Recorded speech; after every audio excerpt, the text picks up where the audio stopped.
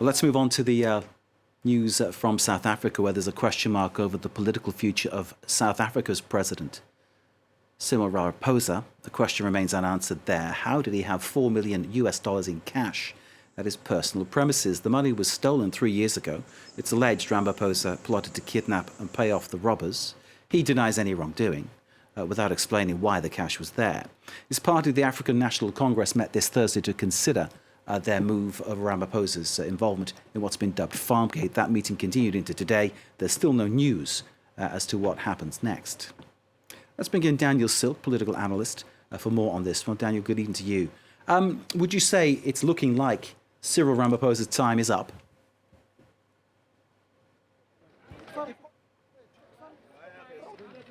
President will be doing two important things. One, consulting his legal team to see whether he can muster any kind of defense, because we really have not heard to any great degree the defense from the president.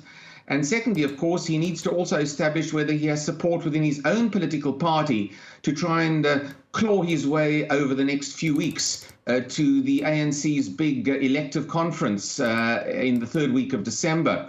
If he can get a consensus of his party behind him, and if he can get some legal, I think, advice that he might have some defense in this issue, he could very well continue as president. So it's not guaranteed at all that he would be vacating office anytime soon. There are still, though, unanswered questions about that large amount of cash in his personal possession. It doesn't look good, one might say. I understand what you're saying about proper legal representation and obviously innocent until proven guilty. But clearly this casts a shadow not just on Ramaphosa, but on the ANC. Yeah, look, the allegations against him were made by disaffected parties. President Ramaphosa has, as a quasi-reformer over the last few years, angered any number of individuals who had received benefits during the previous Jacob Zuma years.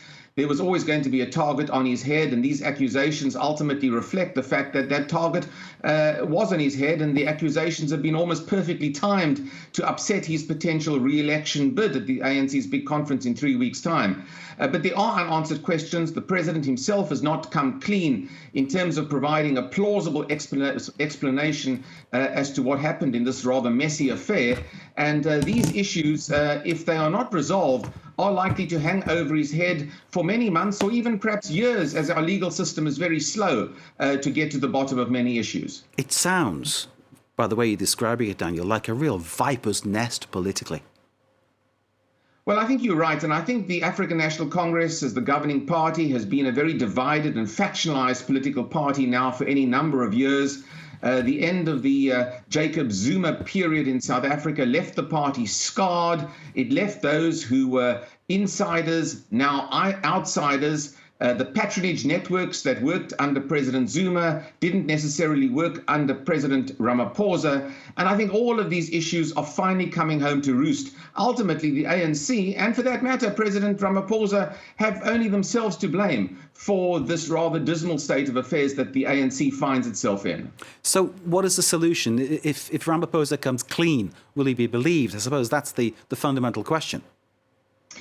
Well, I think that clearly there'll have to be a further investigation into these allegations and to whatever defense he musters. We have not had a proper legal inquiry into the matter. All we have had is a report from a sanctioned parliamentary group of people who have largely discounted any potential defense from the president. The president, therefore, will possibly be seeking to take the report on review and possibly get many of the findings of the report annulled, but it will leave a dark cloud around him, and it is likely that allegations will continue to swirl whatever the outcome.